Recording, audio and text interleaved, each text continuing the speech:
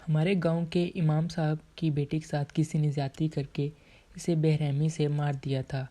جنازے کے وقت امام صاحب نے قرآن مجید اٹھا کر اس آدمی کو بدعا دی کہ اس پر خدا کا عذاب آئے گا، مرنے کے بعد اسے زمین بھی جگہ نہیں دے گی۔ یہ الفاظ سن کر میری ماں کے چہرے کے رنگ اڑ گئے تھے۔ وہ مجھے لے کر شہر میں آ گئی۔ اب میں ہر وقت روتی رہتی اور جائے نماز پر بیٹھ کر اللہ سے معافی مانگتی رہتی۔ ایک رات میری آنکھ کھلی تو میرا کلیجہ پھٹ کر رہ گیا۔ میری ماما کا نام ظہیر ہے۔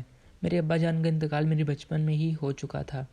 میری عمر اس وقت تقریباً 30 سال تھی۔ کسی نے میرے ساتھ تک نہیں دیا تھا اور نہ ہی کسی نے مجھے حوصلہ دیا تھا۔ سسرال والوں نے بھی آج تک کوئی بات نہیں پوچھی۔ تمہارے بڑے بھیا جان نے، تایا جان نے بھی تمہاری طرف نہیں دیکھا تھا۔ تمہارے ابا جان اپنے باپ کا سہارا بنو گے۔ بہت خرچہ ہو رہا تھا جس کی وجہ سے ہمارے ساری زمینیں بک چکی تھیں۔ ہمارے پاس بس ایک مکان ہی بچا تھا۔ پھر ایک دن تمہارے لیے کوئی نہ کوئی راستہ نکل لینا تھا۔ یہ مشکل وقت گزر ہی جانا تھا۔ تمہارے سارے دکھ ختم ہو جائیں گے۔ تمہارے تایا جان نے کفن دفن اور قبر کے سارے انتظامات کیے تھے۔ تمہارے ابا کے جانے کے 1 مہینے کے بعد گھر سے تمام راشن ختم ہو چکا تھا۔ بجلی کا بل اور تمہاری تعلیم کے خراجات میرے سر پر تھے۔ میں عدت میں تھی اور باہر جا کر کام بھی نہیں کر سکتی تھی۔ تمہارے تایا جان نے بھی کہا کہ میں کوئی ضرور بندوبست کروں گا۔ میں نے اس عورت سے کچھ وقت کے لیے کچھ رقم ادھار مانگ دی۔ اس نے اس بات کی حامی بھر لی اور مجھے کہا کہ میں پریشان نہ ہوں۔ میں نے اللہ تعالیٰ کا شکر ادا کیا۔ جیسے تیسے کر کے میں نے اپنی عدت کے دن پورے کیے۔ پھر میں نے لوگوں کے کھیتوں میں جا کر کام کرنا شروع کر دیا۔ تمہیں بھی ایسے ساتھ لے کر جاتی تھی۔ تم ابھی بہت چھوٹے تھے۔ تمہیں میں درخت کے سائے کے نیچے لٹا دیتی تھی اور گت کام میں مگن ہو جاتی۔ آمدن بہت کم تھی، اخراجات بہت زیادہ تھے۔ پھر میں نے گھر میں کپڑے سلائی کرنا شروع کر دیے۔ ماما نے بتایا کہ میں سارا دن کھیتوں میں کام کرتی اور رات کے وقت کے کپڑے سلائی کرتی تھی۔ ان کے پیسوں سے میری فیس ادا ہوتی تھی۔ آہستہ آہستہ اماں نے گھر پر سلائی سینٹر کھول لیا۔ گاؤں کی لڑکیاں اماں کے پاس سلائی سیکھنے آنے لگیں اور ان میں سے کچھ تو بہت جلد ماہر ہونے لگیں اور اماں کا کام بھی دن بدن بڑھتا چلا گیا۔ پاس کے گاؤں کے لوگ بھی اماں کے پاس کپڑے سلوانے آتے۔ اماں نے دن دگنی اور رات چگنی ترقی محنت کر کے سلائی سینٹر کو اس مقام تک پہنچا دیا تھا۔ جب اماں کو کافی کام اچھا آ گیا تو اماں نے مجھے بہت مہنگے اور اچھے اسکول میں داخل کروا دیا۔ اماں نے بہت کھیتوں میں کام کرنا بھی چھوڑ دیا تھا کیونکہ سلائی سینٹر میں بہت زیادہ کام ہو گیا تھا۔ اب میں 8ویں کلاس میں ہو چکا تھا۔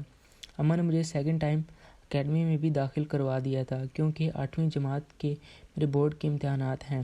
ایسے ہی میں اماں ایک خوشحال زندگی گزار رہے تھے۔ اماں نے مجھ سے بہت ساری امیدیں وابستہ کر رکھی تھیں۔ اماں کو ابا جان کا خواب پورا کرنا تھا جو انہوں نے مجھے ایک اچھا آدمی بنانے کا دکھا تھا۔ میں نے بھی اماں کو امیدوں پر پورا اترنے کی حامی بھر لی تھی، مگر شاید قدرت کو فیصلہ کچھ اور ہی تھا۔ اماں کو اس بات کی خبر نہیں تھی کہ ہمارے ساتھ کیا ہونے والا ہے۔ میں رات کو جلدی سو جاتا تھا اور صبح منہ اندھیرے اٹھ کر پڑھائی کیا کرتا تھا۔ معمول کے مطابق میں پڑھائی کرنے کے لیے اٹھتا۔ ابھی مجھے پڑھائی سینٹر میں آئی اماں نے کہا کیا ہو گیا ہے؟ میں اماں کو زبردستی کھینچ کر سلائی سینٹر کی طرف لے گیا۔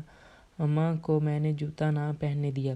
اماں نے جب باہر جا کر سلائی سینٹر کا دروازہ کھولا تو تمام کپڑے اور شیشوں کو آگ لگی چکی تھی۔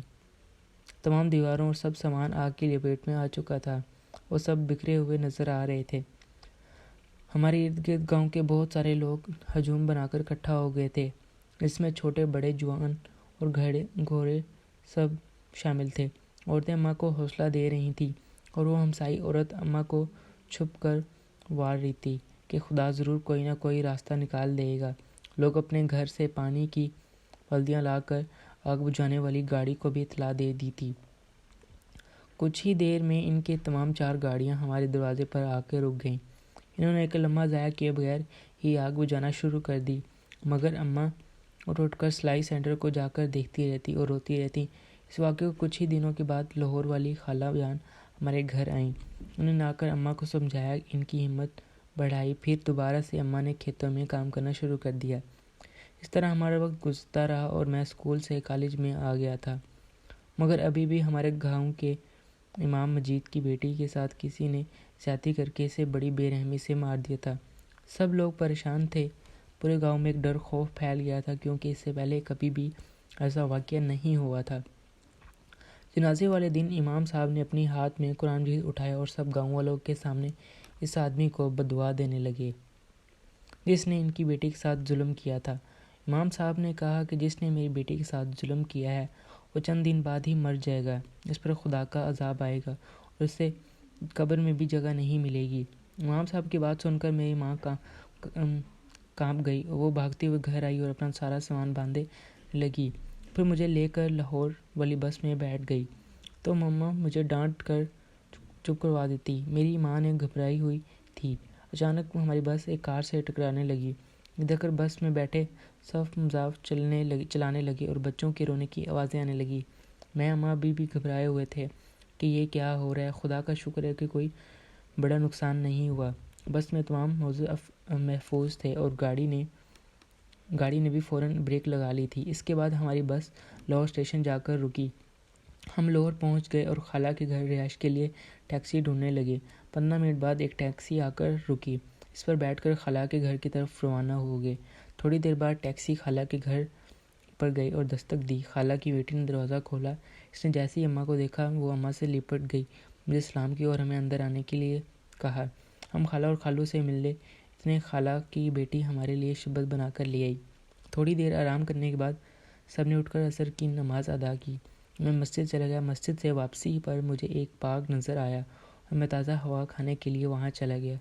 یہی بات سوچتے وقت گزر گیا، مجھے پتہ ہی نہیں چلا اذان میرے کانوں میں گونجنے لگی اور میں نماز پڑھنے دوبارہ مسجد چلا گیا۔ نماز سے فارغ ہونے کے بعد میں سیدھا خالہ کے گھر آیا۔ گھر جا کر دیکھا کہ سب صحن میں بیٹھے تھے، بات کر رہے تھے۔ اس بات پر کئی دفعہ وہ لوگ ان کی گھر شکایت بھی لے کر آئے تھے کہ ہم اپنا گھر چھوڑ کر لاہور کیوں آئے ہیں۔ میرے لاکھ پوچھنے کے باوجود اماں نے مجھے کچھ نہ بتایا اور مجھے بڑی عجیب سی نظروں سے دیکھنے لگی، جیسے مجھ سے کوئی بہت بڑی خطا ہو گئی ہو۔ اماں مجھے سونے کا اشارہ کر کے خود جائے نماز بچھا کر بیٹھ گئیں۔ میں اپنے بستر پر لیٹ کر اماں کی طرف دیکھتا رہا جو مسلسل نماز پڑھنے لگی۔ پڑھ کر جب وہ واپس آیا تو اماں نے مجھ سے کہا کہ اب ہم گاؤں واپس نہیں جائیں گے اور اب تم یہیں پر کوئی نوکری تلاش کرو، ہم کب تک ان کے ٹکڑوں پر پلتے رہیں گے۔ جب میں نے اماں سے گاؤں واپس نہ جانے کی وجہ پوچھی تو وہ مجھے اماں کی یہ حالت دیکھ کر پریشانی ہونے لگی۔ خالہ کے گھر کے سامنے ایک چھوٹا سا پارک تھا۔ صبح کی تازہ ہوا لینے کے بعد میں نے اماں کی خونخوار نظروں کو بھولنا چاہا اور گھر واپس چلا گیا۔ جب پہنچا تو سب ناشتے پر میرا منتظر تھے۔ میرے گھر آتے ہی سب نے ناشتہ شروع کیا۔ ناشتے سے فارغ ہونے کے بعد خالو کام کے لیے نکل گئے۔ اماں نے بھی مجھے جانے کے لیے کہا، مگر میں نے صاف انکار کر دیا اور اصرار کیا کہ گھر واپس چلتے ہیں۔ وہاں جب کہ کھیتوں میں کام کرتا ہوں، وہ مجھے ڈھونڈ رہے ہوں گے، مجھے وہاں پر ہی کام کرنا ہے، اس لیے مجھے واپس گاؤں جانا ہوگا، ہم وہاں پر ہرگز نہیں جائیں گے۔ یہ سن کر میرے کمرے میں چلا گیا اور خالہ اماں سے پوچھنے لگی کہ تم لوگ واپس کیوں نہیں جا رہے ہو، اس کے کام کا حرج ہو رہا ہے۔ مگر اماں نے خالہ سے کہا کہ میں چاہتی ہوں کہ میرا بیٹا گاؤں میں معمولی سی نوکری نہ کرے، اس لیے میں اسے شہر لے کر آئی ہوں تاکہ وہ یہاں کی اچھی نوکری ڈھونڈ کر اپنا مستقبل بنا سکے۔ خالہ نے کہا، یہ تو اچھی بات ہے، آخر کھیتوں میں دھکا کھا کر کیا ملے گا۔